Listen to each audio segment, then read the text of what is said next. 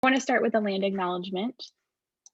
We at Blue Sky humbly acknowledge that our programming is being held on the traditional lands of the Multnomah, Cathlamet, Clackamas, bands of Chinook, Tualatin Kalapuya, Molalla, and many other tribes who made their homes along the Columbia and the Willamette rivers.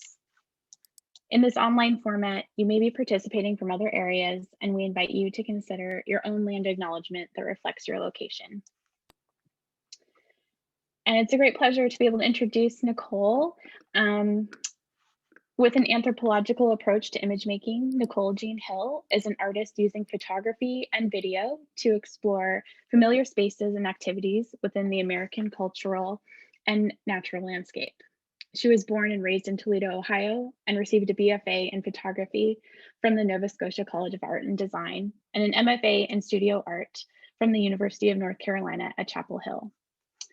Her photographs have been exhibited throughout the US, Europe, Canada, and Australia, including Gallery 44 in Toronto, the Australia Centre for Photography in Sydney, and Blue Sky Gallery. Her work has been featured in the Magenta Foundation publication Flash Forward, Emerging Photography from the US, UK, and Canada, the Humble Art Foundation's The Collector's Guide to Emerging Photography, and National Public Radio. Nicole has been an artist in residence at several arts organizations and universities, including the Center for Land Use Interpretation in Wendover, Utah, the UCross Foundation in Wyoming, and the New Space Center for Photography in Portland, Oregon. She currently resides in Humboldt County, California, and is a professor of art at Humboldt State University.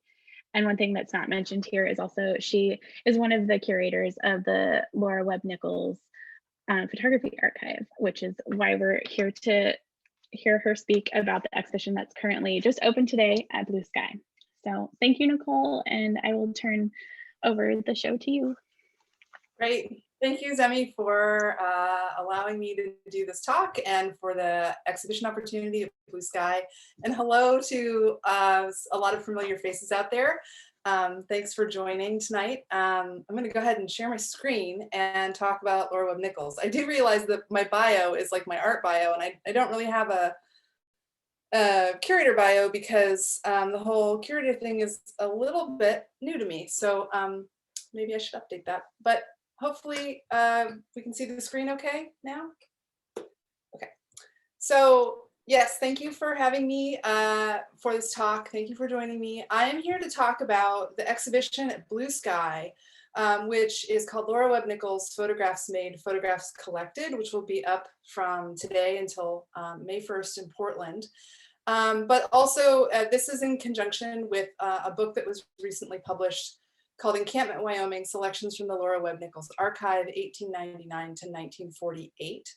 And so tonight I'm going to give an overview of the collection as a whole, and I'm going to talk about like the collection as a whole, and then that which was whittled down to a selection in the book, and then that which was whittled down even further into an exhibition, and sort of share some of my thoughts about that. What I'm going to do tonight is I'm going to give a brief sort of background of Lora and some of the major events in her life and the trajectory of her life.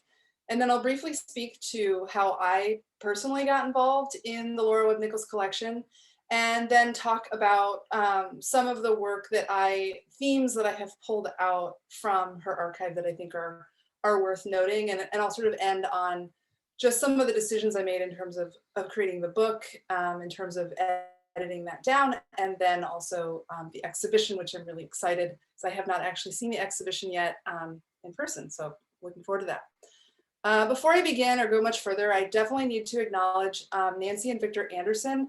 Nancy was a close family friend of Lora's, and she was the one who really recognized. Lora passed away in 1962, and in the 90s, Nancy really recognized the need to preserve her negatives that she left behind. And Lora left behind around 24,000 photographs, and she did a ton of work in research. She and her husband were ranchers in this place called Coyote Canyon in Carbon County, Wyoming, and she just did all this research to find out how to properly preserve negatives, how to scan them, and they did a ton of work. And then I feel like what I've done is sort of come in and help to pick up where they left off and take it to the next phase. But all of this would not be possible without them. Also, I've gotten a lot of support through Humboldt State University, which is where I teach, and a couple of students there, Jake Langston and Chloe Hawkins, and one of my colleagues, Mark Wickland, who helps me out too with the book. And then financial support from the White family, the Kaplan Fund, the Wyoming Community Foundation, and the Peter E. Palmquist Memorial Fund for Photographic Research.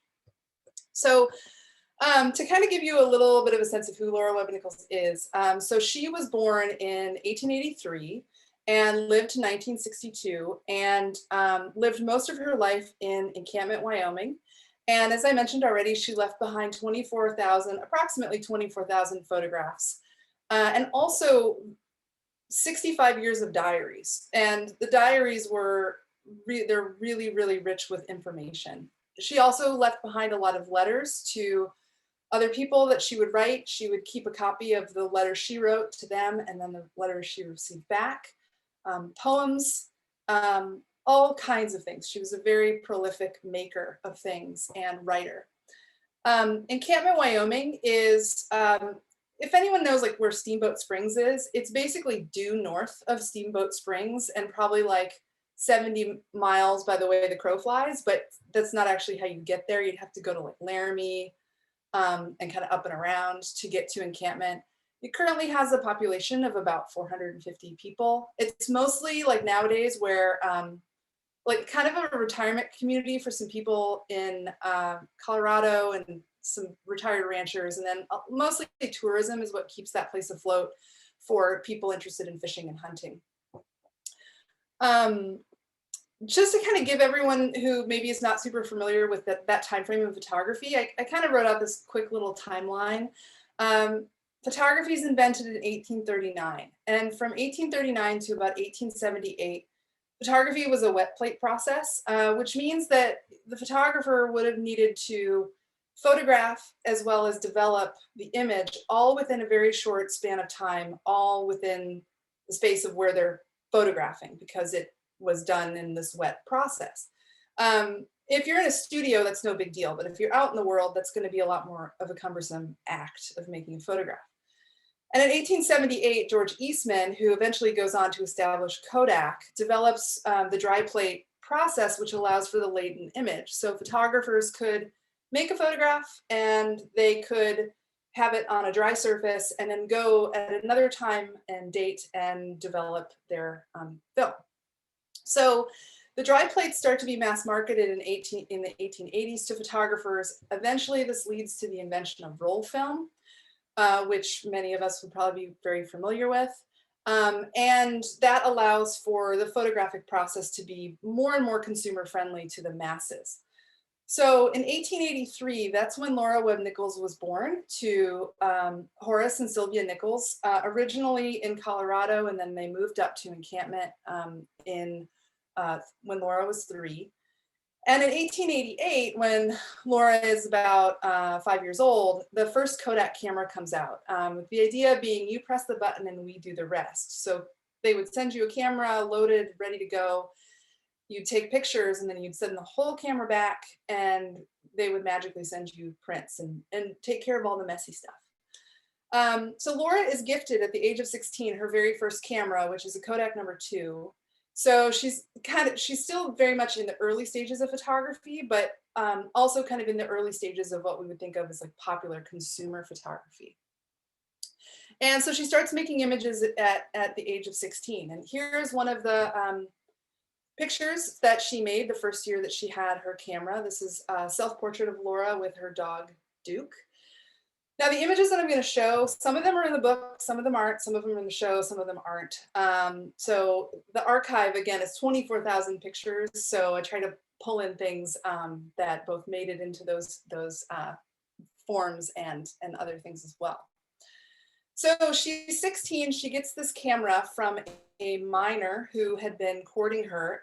The region in Encampment, her dad had gone up there, taken the family up there to try his hand at ranching, but it was a kind of a boom and bust copper area. And so there was a local miner named Bert Oldman who was courting her. He was about twice her age. Parents were not into that idea, but he gifted her the camera and she actually ends up marrying him a couple years later, actually a year later.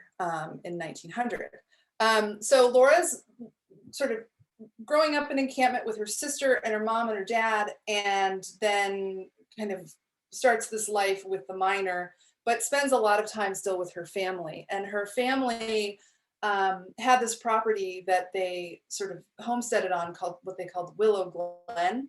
It's really amazing because the site of the homestead has not really changed that much. It's not, the original foundations are still there, and changes have been made to the houses themselves, but in terms of the landscape, it's all very similar to what it looks like in Laura's photographs. So this is one of the early photographs as well. This is 1906, and this was a photograph that she made with her, in the photograph is her sister and her mom and her dad, and her first and second child, Bert and Sylvia, that she had with the minor. This is Bert Oldman as well. So he would often be off in the mines working at these work sites. And so Laura would be left to take care of the household, take care of the children. And part of this, which we'll see later in the photographs, is really to develop the sense of community. Being that it's Wyoming, it's, you know, an isolated spot, people live far apart from each other. There was this really intense, tight-knit community that developed, and with Laura, it really developed through her making images. But this is a photograph that she made of her husband, Bert, at the time at one of the miners' camps. So, so she raises her two children, and she's with Bert, and she has a darkroom in her house. So instead of sending her work out to Kodak, she is actually taking it upon herself to develop all of her work and develop a darkroom practice. She worked with her mother in this as well, so her mom was really involved. And a lot of the earliest pictures, you know, are of the family and are of like this next one here. A lot of pictures like this of like her sister and her cousins putting up backdrops, dressing up in fancy clothes, posing for each other, you know, the kind of thing you would expect a teenager to take pictures of in this era or even now.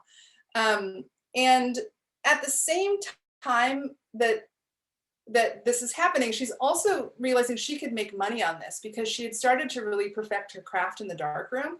And all these other community members and family members were interested in photography. So she's like, well, you can pay me to, you know, take pictures or show you how to take pictures or load your camera for you or make prints from things that you want more prints of. So she started to bring in a decent amount of money with just sort of this homegrown photography business. And at the same time, again, her husband is oftentimes not around, and she's mostly spending time with her mother. Like the picture on the left, it's her mom, Sylvia, her daughter, Sylvia, and her son, Bert Jr. Pictures of her daughter, Sylvia, on the right, washing her doll clothes and hanging them out on the line. But she also ends up getting hired by the mining companies to take photographs because they would come and sometimes they would bring their own photographer from the East Coast or wherever. But when they needed a local person, shorthand, they would get her to come in and make photographs. And so there were points in this time in her life where she was actually making more money doing photography than her husband was making in the mines because it was this sort of specialized craft. And it caused a lot of contention in her relationship with her husband. And they actually ended up getting divorced in 1910. Now, the interesting thing about that is that she really, in her diaries, she talks about how she really uses the darkroom as a refuge from her marital struggles. And she doesn't so much talk about the marital struggles in the diaries, but she really talks about the safe haven of the darkroom space, which is really interesting. And leading up to the divorce in 1910 with Bert Oldham, and up until right before she gets married to her second husband, her photo business is just exploding, and she's getting all of this work, and she's just spending a ton of time doing her photographic practice. And so she's kind of this anomaly in that era for a few different, I mean, she gets divorced, which would not have been very common during that era. And she's also a breadwinner in her family doing photography. In 1914, she ends up getting married to her first cousin, Guy Nichols. It was actually already illegal in Wyoming to get married to your first cousin. So they went down and got married in Colorado where it was still legal. came back up to Wyoming and ended up having 4 children. So she ends up staying married to Guy for the rest of her life. So she ends up with a total of 6 children. And from 1914, the start of that second marriage, to 1925, when she opens up her first more official photography business, she's having children, she's stepping a little bit away from photography, and she is in desperate poverty. So they just were really struggling financially from 1914 to 1925. And her diary is it went from like this really excited and positive diary talking about her photography business and this sort of freedom and freedom from debt that photography is bringing her, back into getting folded into just this deep, dark depression and abject poverty. So you don't see that in the photographs, but you read about it if you spend the time to kind of read the way that she talked about her experience. And it's interesting for me, having read the diaries and looking at the pictures, thinking about that disconnect. But in 1925, she opens up this store called the Rocky Mountain Photo Studio. And this is a couple of gals in front of that business. And it's a photo finishing business. And it first started off as the Rocky Mountain Photo Studio, but it was about a year after it opened that she got the official okay from Kodak to operate under their name as like a Kodak Rocky Mountain Photo Studio. And so she is developing pictures from other people in the community and her own photographs, and actually has photographers working under her for hire to go out and photograph rodeos and the ranches and all kinds of different things. One of the things about the Rocky Mountain Photo Studio that's kind of interesting is they actually said, Kodak said that they could use the Kodak name, but she was not to do any photographic business, like portrait business in the studio. They wanted to support people making their own photographs and not having to rely on a professional photographer, and for her to really shift her business towards that photo finishing aspect instead. So she does that from 1925. She also buys a soda fountain, opens and runs a soda fountain called the Sugar Bowl. She also buys the local newspaper, the Encampment Echo, and she's got the photo studio. And she's also, during this time in the summer months, working as a cook at some of the local dude ranches. So she's got a lot of things going on. Plus, she's raising 6 children. So in 1935, her mother passes away.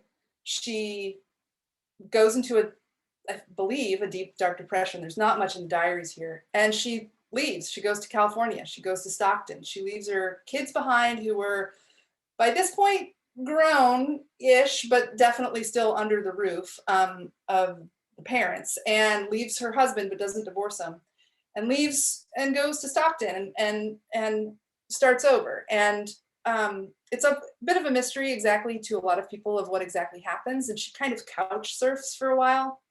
It's not very clear why she moved to Stockton, but eventually, because she's very smart and savvy, she ends up couch surfing and then getting a job in a children's home. I think originally cooking or cleaning in the home. And then she actually ends up as supervisor of the home because she worked her way up and ended up buying a house in Stockton and really establishing herself there. But her children always come to visit her in Stockton, and she always goes back to Wyoming. So it's kind of the photographs from the era. It's kind of sometimes hard to exactly see where one moment ends and one begins, because there's just a lot of overlap in terms of who's in the pictures. The picture on the left is the very first picture she made when she moved to Stockton.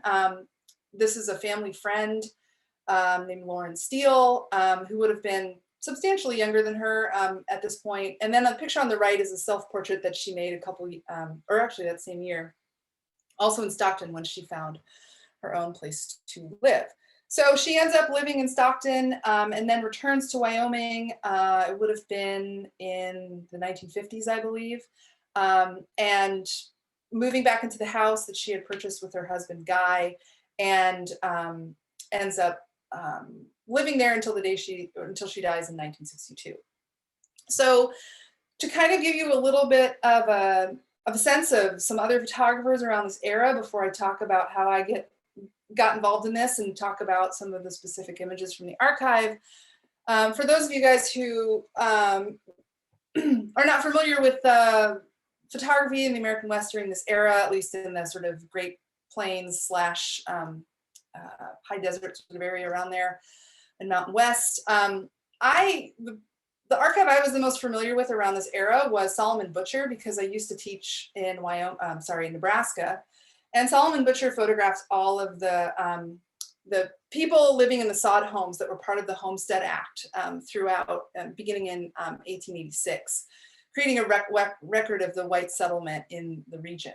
Now, his archive contains 3,000 photographs, and so, I mean, just thinking about the size and scope of what remains with Lora's work, it's substantially smaller. The other photographer that, you know, when I learned of this, I sort of compared it to in a way was Evelyn Cameron, who was in Montana. One of the key differences between Evelyn Cameron and Lora Webb Nichols is that Evelyn Cameron came from money. She was already well set up from a financial perspective, didn't use photography to financially support a family or run a business in that way. And so even though they're both women kind of working approximately around the same era, Lora, I think really is her story is very unique in the way that plays itself out.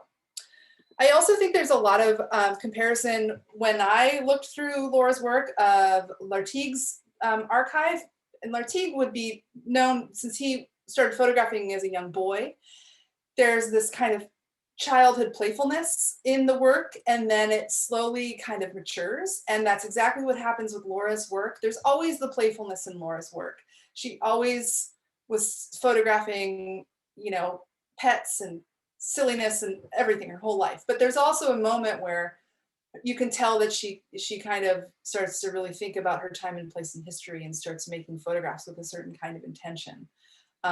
So I think there's some relationship there. And then also, I think with the work that she made in the 1930s in particular, there's some similarities to August Sander's work and the kind of index that he was making of the German people, and the way that she is making an index of the people that were coming through Encampment, Wyoming. Now, Lora would not have been familiar with these photographers because she was working very much in isolation. But from the outside view, I can kind of see that parallel. Now, how I got involved in this, people always want to know, is I did a artist's residency program at a place called the Brush Creek Foundation, which is near Encampment, in 2012 for my own photographic work. And I mostly do landscape work on BLM land and National Forest property. And so when I go to a place to do a residency, which I do a lot of residencies in the rural Western United States, I do research on the area. I try to learn about the history, and I try to learn about what's available in that area. And so it was about 20 miles away from Encampment, Wyoming, where I was staying. But I saw that there was a museum, and so I poked around on the internet, and it wasn't open when I was there or something, but I looked in the windows and stuff. And on the website, it said that they had this archive of photographs by a young woman and who'd started photographing when she was 16 and had 24,000 photographs. And of course, my knowledge of Solomon Butcher and Evelyn Cameron, I'm thinking, how is it that I've never heard of this? Because that is a very large collection of photographs. And I was too busy doing my own thing that year, so I didn't pursue it. But I was doing another road trip the following summer in 2013 to Colorado from where I live in California. And I thought, I'm going to make a point to go through Encampment and check this place out. So I wrote the people at the Grand Encampment Museum where they supposedly had these photographs. And I said, I'm a photography professor. And I said, maybe I could write an article about Lora for the Society for Photographic Education or something. I just had no intentions about anything. I just kind of wanted to see it out of curiosity. I did as much research as I could about Lora before I arrived. And I found this book, which we have right here as well, by this woman, Nancy Anderson. So I was like, I'll read it. It doesn't look like the kind of book I would normally pick up and read, but I'm going to give it a go. And I was fascinated by it. It's mostly made up of Lora's diaries, from the early, I'd say from the age of about 13 to maybe 24 or so. So the kind of pioneer life vision through Lora's diaries. And so it's mostly Lora's words, but Nancy gives it some light context as you're reading it. And I just found Lora's voice so charming and interesting. Like, I mean, you can imagine what it's like reading like a 13-year-old's diary. It's in some ways it's predictable in a certain way, even though I'm reading it from, someone in the 19th century. But there was just something about the growth of her voice and her vision of the world that I just thought was so exciting. And so I was like, oh man, I can't wait to get to Encampment. And I was going to stay there for like 2 days and just look at pictures, and I couldn't wait. And I show up and they were like, okay, you're here to look at pictures. And apparently I was like the first person to ever ask to look at the entire archive. And they got one of those Macs that's like orange or teal green, that they made in the 90s, that was like a single unit, and they pulled it out of the closet and they put it on a table, and they got out a drive and they said, okay, yeah, here you go, you can start looking at them. And each photograph took 90 seconds to open. I timed it, and it was like sitting there, and I was like, oh my God. So basically it was not viewable. And these were scans that they had of the negatives, not the negatives themselves. And so Nancy Anderson, right here, family friend of Lora, caught wind that I was coming to town because it's Encampment, and that's how Encampment, Wyoming works. You can't just, word spreads fast. And so she came to the museum to meet me and try to figure out what I was doing. And I told her, I was like, I can't look at anything. And she was really bummed, because she and her husband had scanned all of these negatives. It took them a decade.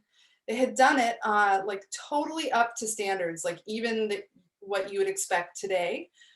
They learned about histograms, and they learned about tone, curves and all that sort of stuff. They did this amazing job of scanning all these negatives. And they were on these DVD RAM discs on this computer from the 1990s.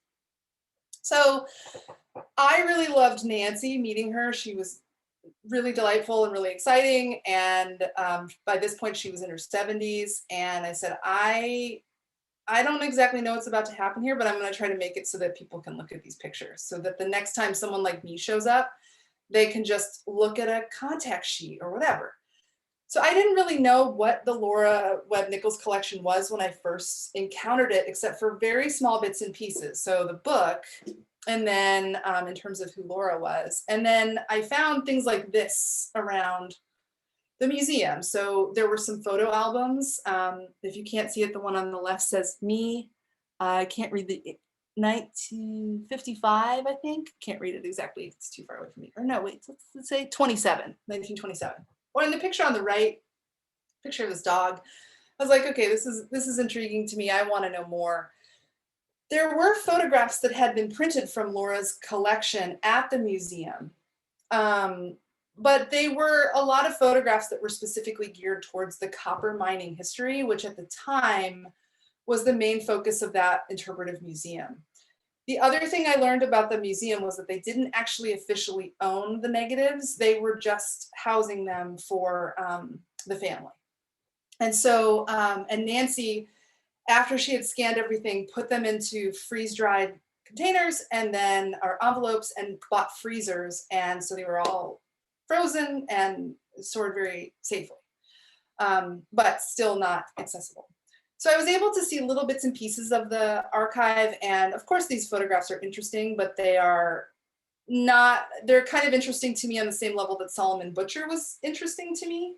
But having read Lora's diaries, I was like, or through Nancy's book, I was like, oh, I want to know, I want to see more. And then while I was at that museum the first time, I found that they actually had the full collection of diaries as well. And I didn't have a time to start reading those diaries then, but I made it a point to come back in future summers and a couple of winters to read her diaries.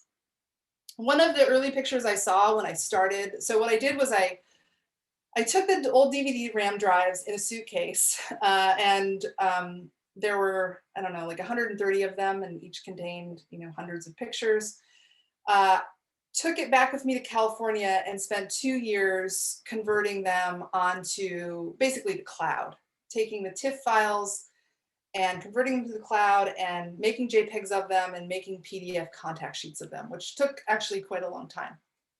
And I still wasn't totally sure what I was going to see, because I was sort of thinking, okay, it's pictures like this, but I know that Lora's made all those photographs and she started when she was 16. So there's got to be some really interesting stuff in there. This was one of the earliest photographs, though, that I did see that was like piqued my interest. And this is not the picture that's exactly in the show or the book, but you can see the woman's face in this one. But I was like, okay, this is what I want to look at. These are the photographs that I know are in there that I want to see. And here is the picture that is in the show and is in the book.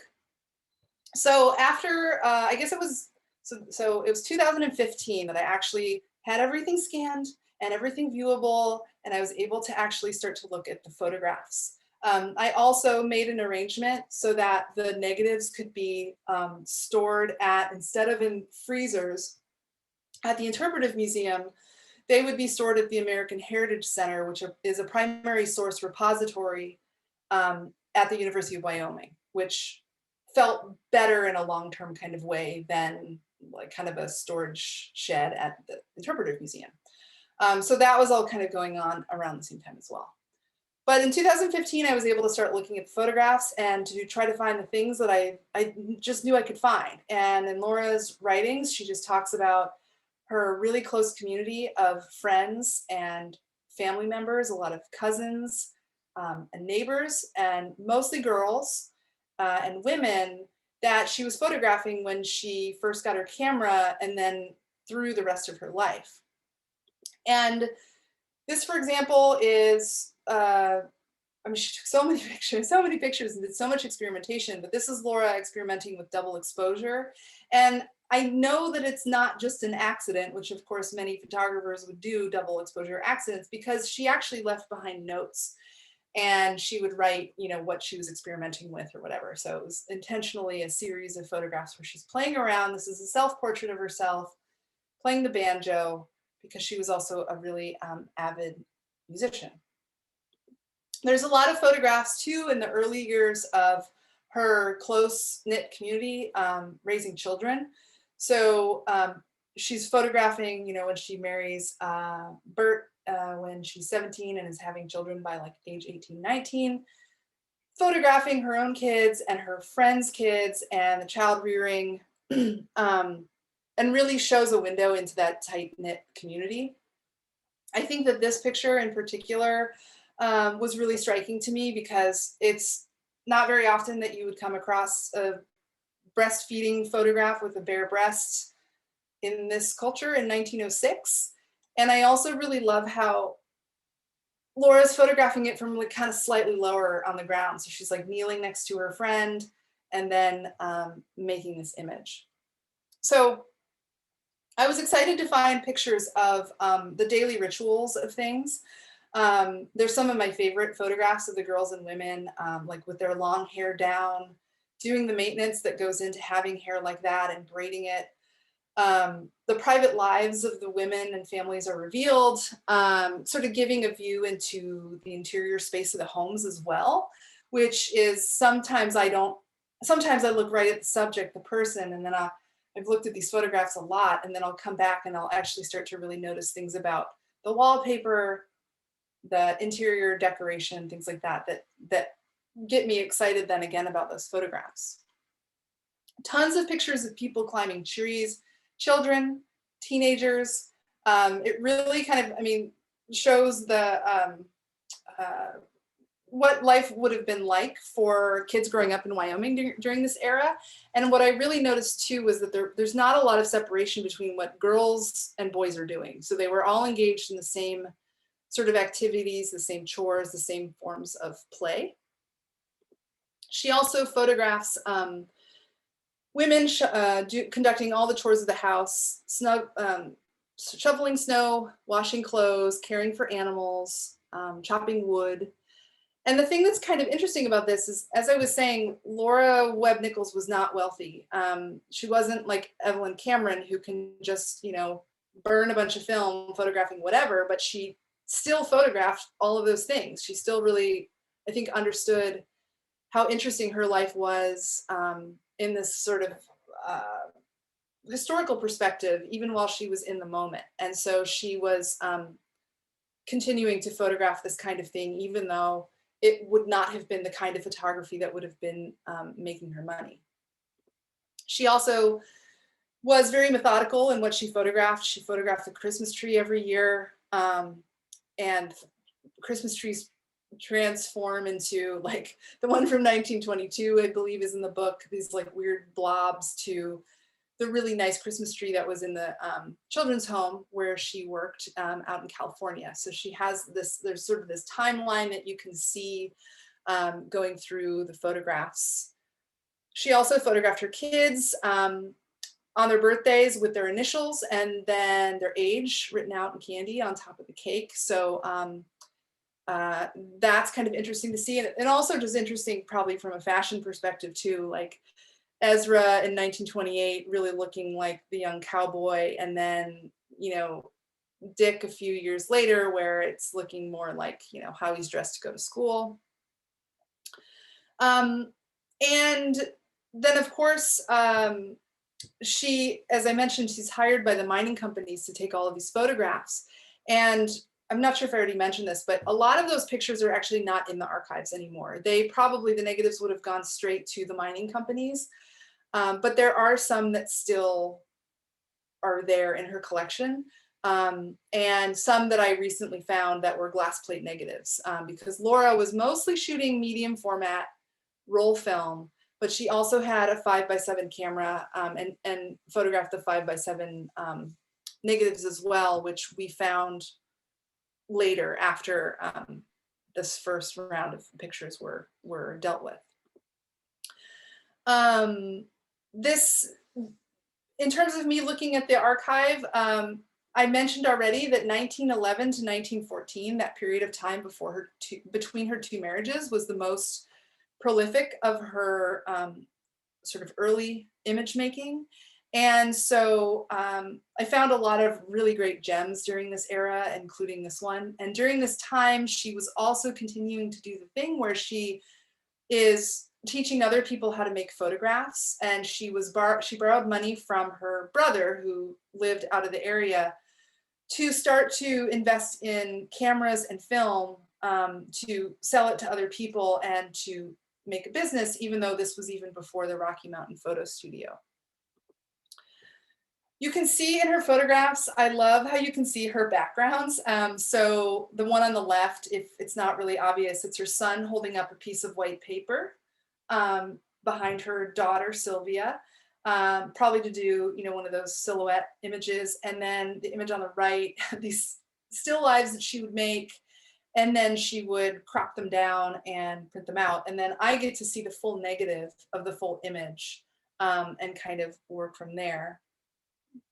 There's images of illness. The image on the left was a woman, a friend of the family's, that had tuberculosis and was quarantined in a tent in Lora's front yard. And I think it's really amazing that Lora captured a photograph of her, a beautiful photograph of her when she was ill and recovering.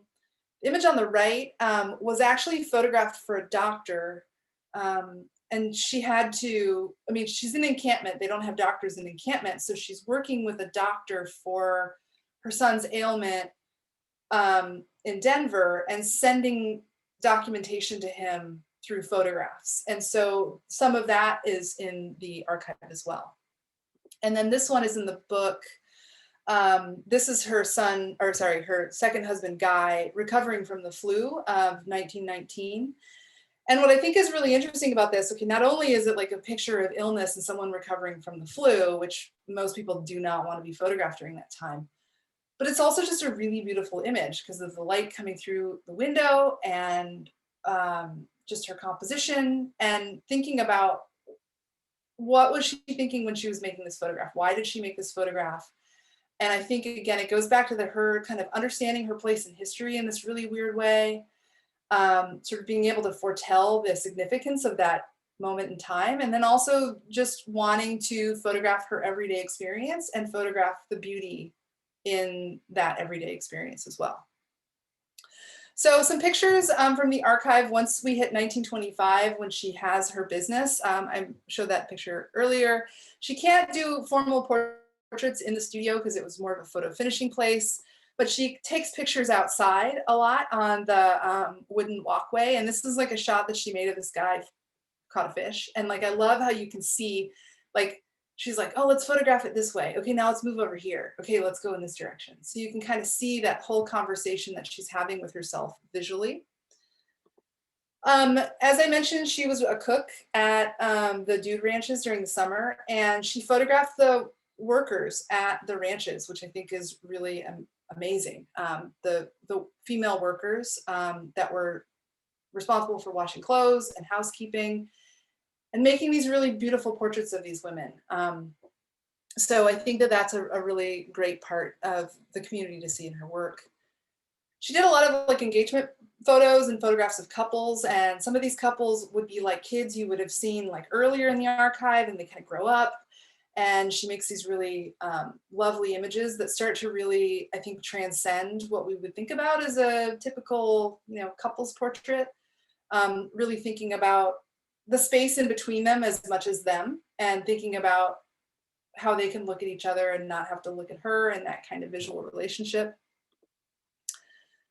This is one of my favorites. This is Ted Higby. Ted was her employee who photographed for her, and this was his wife Alma. And I just think it's like, what I think about this photograph is I think about they're looking at Lora, and Laura's camera's looking at them, and now we're looking at them like they're looking at Lora. So it's like this really interesting barrier is broken down. And then there's pictures of camping. So people out on what they called pack trips, taking the horses out, going out and making pictures out in the woods. I love to think about, it's hard to see here, but this picture has a stopwatch dangling from a tree. Love those little details. And then another really great part of this is when she owned the sugar bowl, this is kind of the moment where she has a lot of, I think, overlap with August Sander. She photographed every guy who came through with the Civilian Conservation Corps, because they would make a stop at the soda fountain, either on the way out to the work site or on the way home. And there's all these really amazing photographs of these men in her soda fountain. And just the way that she was able to capture them in these really still moments. Sometimes they're just like, this one I feel like he's just having a breath and he's just relaxing. Some of them are maybe a little bit more performative than others, but you can still tell that she's a very skilled photographer with portraits. And then the other big part of Lora's archive that makes up about 30% of it is she's a photo finisher. So I used to do that as well when I was growing up, 1 hour photo labs for like 10 years. Every 1 hour photo lab, even though hers is probably more than 1 hour, but every photo finishing lab had a secret stash of pictures that they would keep because they were funny or ridiculous or embarrassing. It was just a thing. Lora kind of did that, but she was more transparent about it. She would basically buy the negatives off of people and be like, I want your pictures. So I'm going to give you the prints and I'm going to buy the negatives off of you. And there you go. And she would do this for two reasons. She would do it both to sell them as postcards in the local pharmacies to make a little extra money. And then also, I think, just to collect cool images. So there's a really broad range of what you would see in the collection that she kept from her photo finishing business. And what's really cool about that is there's cowboys working at the ranches, there's men coming in from the Civilian Conservation Corps, and all these families around Encampment. And all these people are taking pictures of their lives from their own perspective, and then Laura's collecting them. And so her archive is just this really amazing window into this town, this place, this town, and this time. So I love this one is of these girls on this camping trip. Here's some other of the outtakes from that as well. They're posing on their horses, whatever. Lora had a lot of pictures of really strong women or girls looking really empowered or doing really kind of cool things. and thinking about a photograph like this, like, why did Lora collect it? You know, what was she thinking about when she saw this image? She was like, you know, maybe I liked that, you know, posture of that girl on the left and the way she's sort of sticking her chest out and really feeling it. So I like to think about Lora sort of expressing her own personality through the things she collected. She also collected a lot of pictures of animals and cute pictures of animals and funny pictures of animals. And then here are some of the pictures of like the workers that she's collecting. And these are just, you know, just amazing and exciting to see. Like the one on the left, it's obviously another logger in a tree higher up, taking a picture of another logger, and then two guys posing in the road below. So you have this really interesting dynamic of this photograph and then thinking about Lora thinking this image is worth saving in her collection. And then the same thing with you know, the images on the right. So she's not taking these pictures, but building them into her archive. So the last thing I kind of just want to end on is just talking just quickly about what I did in terms of how do I take 24,000 photographs that someone made and make it into something approachable. And so what I did was I looked through all the photographs on my computer. Once they were all, I made PDFs or whatever and JPEGs. It takes about, to look through 24,000 pictures, if you're doing it quickly, takes about 10 solid hours. And I went through them a few times. And then the last time I went through it in full, I just starred ones that I was like, yeah, that one, that one, that one. I mean, it just wasn't thinking that hard, but I narrowed it down from 24,000 to 2,000. Still a lot of pictures. And then what I did was I made these. I made little tiny printouts on a LaserJet to look at. And I had them in a box, and I carried the box around with me for like 3 years. I mean, just like whenever I'd be around my photographer friends or went to workshops or conferences, I'd have this little tote bag or box and like just be like, hey, look at these. And wasn't really sure what I was going to do with it. I was originally going to try to do more of an academic book because I thought that I worked on getting the images secured at the American Heritage Center. I worked on getting, with grant writing through the American Heritage Center, also getting them searchable through the American Heritage Center database. They're the non-restored files. They're like just like kind of the raw scans.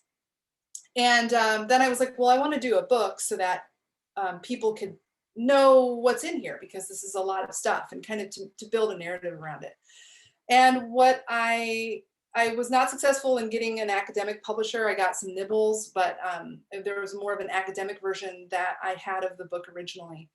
And it didn't pan out, just a lot of rejection letters. And then at one point, I had a conversation with Melanie McWhorter, who some of you might know. And she was like, don't do an academic book. Just start off with a book to get people excited about Lora's work and do your thing. And like, as soon as she said that, it was like, it opened up this whole new world. I didn't have to worry about chronology. I didn't have to worry about, well, this picture is really important to her autobiography or biography, but isn't actually an interesting picture. Like, I didn't have to worry about those images anymore that I would have had to worry about in an academic book. So I just found the pictures that to me held me visually and that I kept going back to. Again, I had this plastic box of images. And so I looked at it a bunch of times, and other people looked at it, and there would just be images that I would just pause and I'd be like, oh yeah, that one, that's a good one.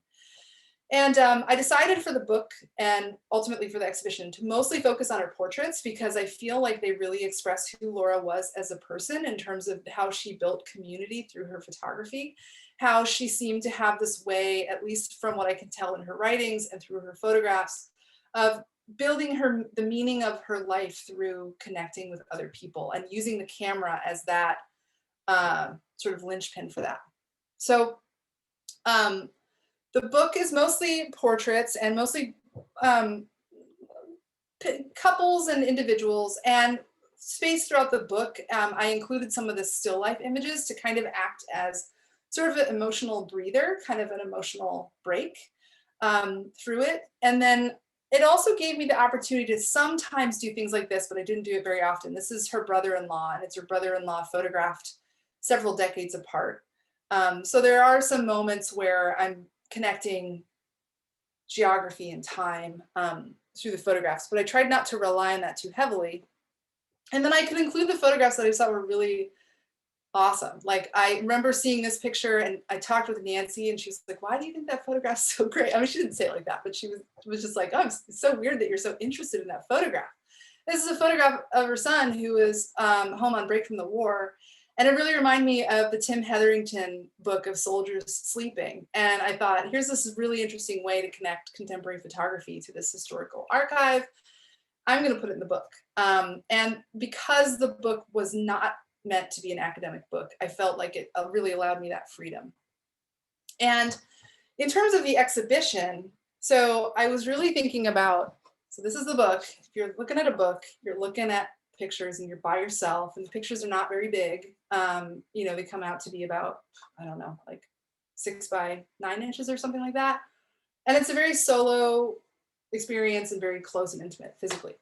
When you're in an exhibition, especially in the middle of a pandemic, you maybe want to have a little bit more space around you. And so thinking about what pictures would hold up in a larger scale. So I really thought about like pictures like this, which was actually a late add to the book, but it also made it into the exhibition because I just think there's so much going on with each of the different expressions on the faces and how suddenly you have scale and you can experience that picture in a different way than you could within the book. So I tried to be really mindful of that. And same thing here, another couple of images from the exhibition that I thought were an interesting photographs to sort of see at a larger scale. The photographs in the exhibition are like closer to like 14 by 22 images or so. They're kind of really rectangular. The other last thing I'll just mention is that I do recognize that, you know, Lora would have been making little tiny images of her prints in her home darkroom and in the Rocky Mountain Photo Studio, the images I've seen. This is like a whole different world for her work in terms of the scale, in terms of the print quality. All of these things are totally different from what she would probably have been able to envision the work being in her time and place. So it is definitely taking a lot of artistic license in the interpretation of her work through this process. The last thing I'll say is just that if anyone wants more information about Lora, the best place to land first is the lorawebnichols.org website, which I curated and put some of that, some of those images in that aren't necessarily in the book, but some of the additional ones in there. And then that also links to the American Heritage Center and the Grand Encampment Museum. That is my presentation, and I would love it if anyone had any questions for me. Thanks, Nicole. Yeah, if anyone has any questions, there's like a little raise hand feature if you at the bottom of your screen or Zoom screen, and it says reactions. There is one in the chat from Julia Bradshaw. You have all the names. She must have kept incredible records. Did Lora annotate her negatives with the titles or descriptions? Yeah, she did. I mean, some of them are more elaborate than others. And that was a big part of what Nancy did in the 90s was also she made this FileMaker Pro document that linked the image scanned file number with whatever notes Lora left behind. And also we found Lora's original notes and photographed those and documented all of that. So Lora did a really nice job in terms of preparing this for the future, for me and for Nancy. That helps. Do we? It looked like, oh, sorry. Go ahead. Is there an installation shot or installation photos of the show? I haven't seen the show yet. Not yet. There will be soon. Yeah, it just went up to, well, it was up today, yeah. I think Peter had his hand raised. Peter?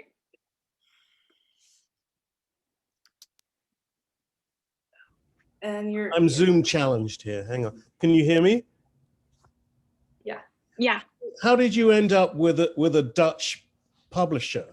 Did you try the US art publishers and got rejected and they thought you were crazy or what?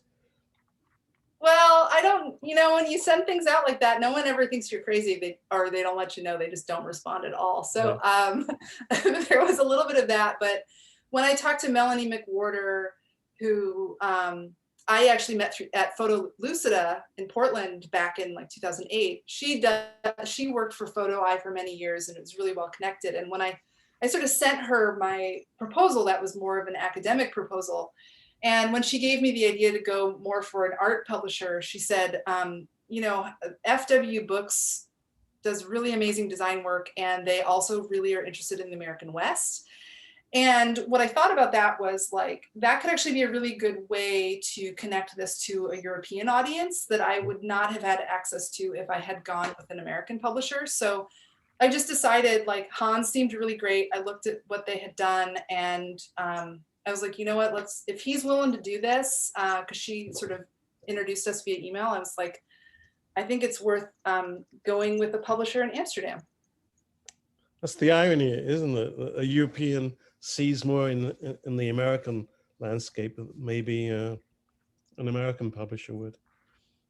That's great. Thank you. Yeah, it's been fascinating. I've gotten like the archive has gotten a ton of press in France and Spain, and literally none in Wyoming. So, it's like the French it's just a matter of time. The French adopted Jerry Lewis. He was a god in France, and nobody in America really cared about him after certain years. Thank God for Europeans. Yeah, it's been yes.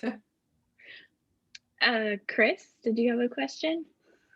Yeah, I wanted to hear if you had any thoughts about what it was like for you being a photographer yourself and suddenly finding yourself becoming a curator, dealing with a photographer who was also a photographer and a curator. And when you're going through the things that she collected, were you which level of curator hat were you wearing? Were you trying to get into her headspace of why she liked what she did, or were you kind of using your own aesthetic? Or obviously it's probably a combination of the two, but what was it like juggling those hats? I think that it was I really got to know Lora through her writing and wanting to be really true to who she was as a photographer, for however I could understand that.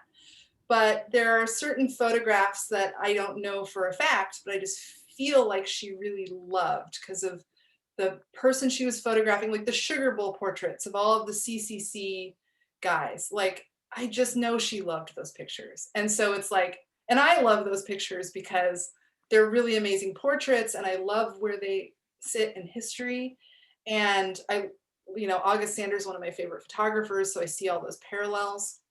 But then there are photographs where I think she might have made this picture totally on accident, but I really love it. So I'm going to use it. And I certainly have a total awareness that this edit is like a total reflection of me. And so I acknowledge that. But I also think that I did try to at least honor, I think, the things that she valued through it as best as I could. Yeah, so that's it. But it's definitely, yeah, it's like a photographer curator looking at a photographer curator and trying to make sense of it now in 2021. It's been an interesting experience.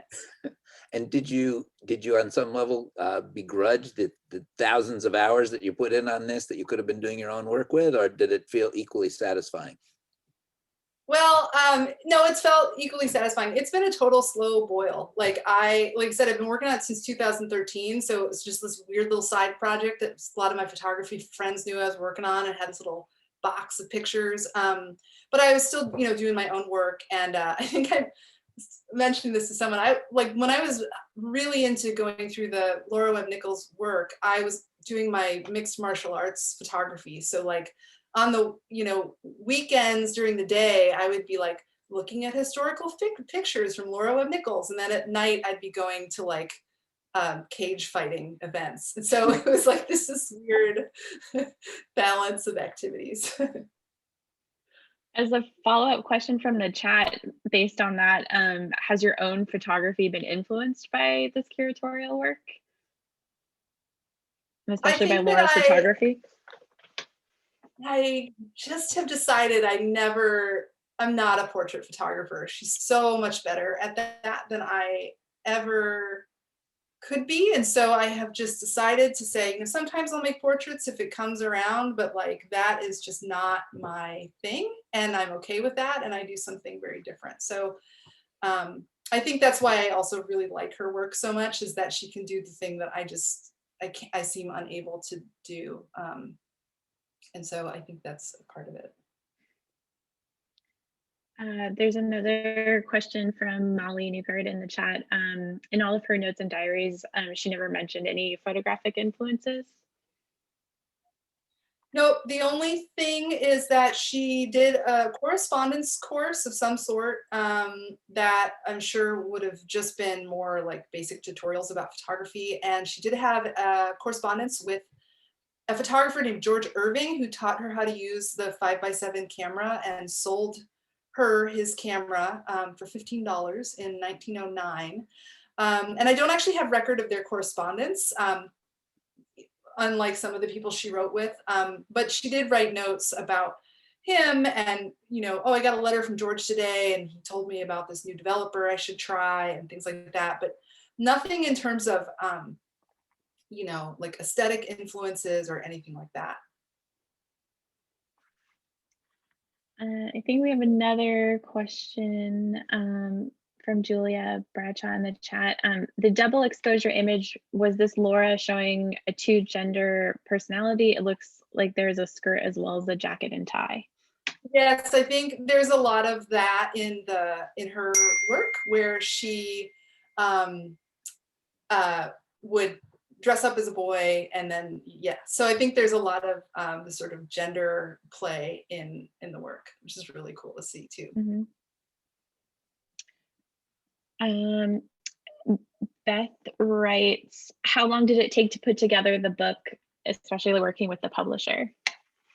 So I found out that I got a grant to pay for those of you guys who don't know, photography books, it's not like a publisher just comes and says like, oh, we're going to make a book for you. They want money too. So it costs money. And I was really hesitant to spend my own out-of-pocket money for it, only because I had already been spending so much money traveling back and forth to Wyoming multiple times a year.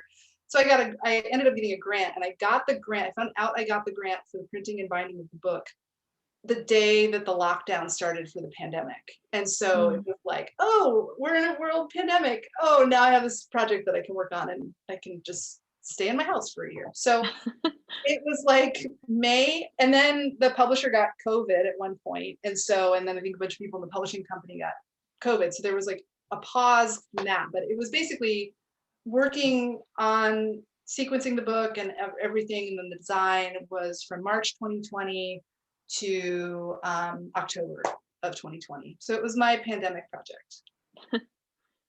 Well, it looks beautiful. Thank you. Sarah. I'm just curious what your relationship was to the history of photography prior to this project. Like, did you ever imagine yourself taking on something like this? Is it something you had interest in, or did you just kind of fall into it?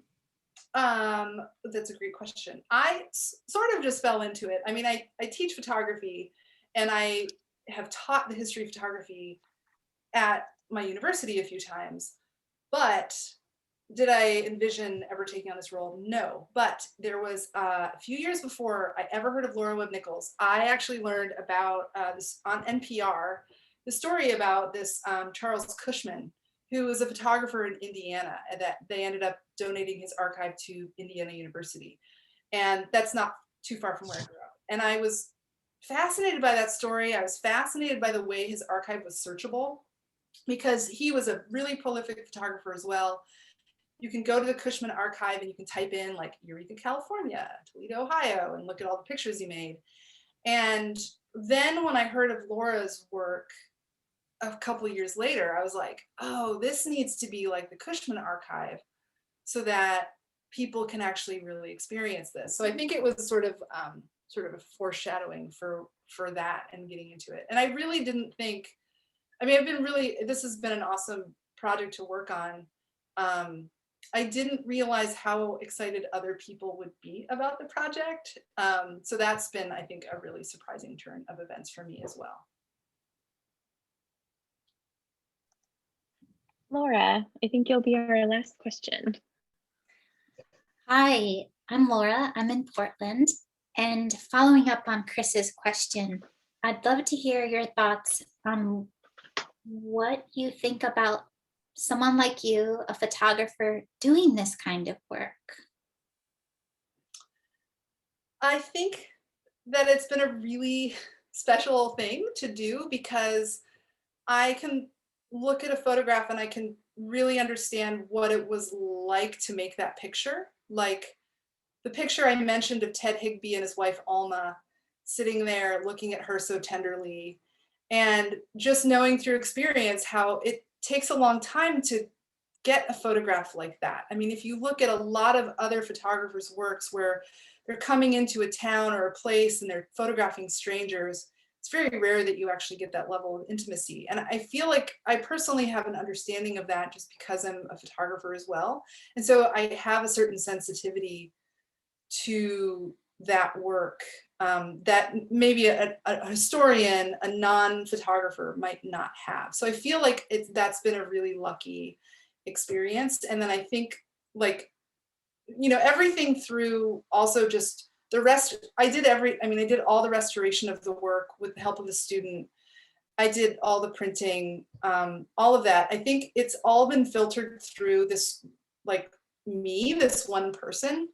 So I think that has allowed for a special version of this to exist in the world that wouldn't have otherwise. And I'm not saying it's like perfect or it's like the best way or anything, but it's just like my version of it. And I think that has been just a really special experience to be able to have that. And then also, of course, the fact that I also feel like I know Laura through her writings. And so I think that's been a really important part of the process for me. Well, thank you, Nicole. This was a lovely talk. And thank you everyone for joining us this evening. If you're in Portland and would like to see the show in person, we're now open Wednesday through Saturday, 12 to 5. And you can book an appointment online, but we're also taking walk-ins as space allows. So a little bit more access there. And we also have the images online and in our monitors in the front windows if you'd like to view the work that way. So awesome. Thanks for coming, yeah. everybody. It's nice to see some familiar faces. Yeah, thanks everyone. Have a good evening and we'll hope to see you in the gallery or at another program soon. Okay. Bye. Bye, thanks Nicole. You're welcome.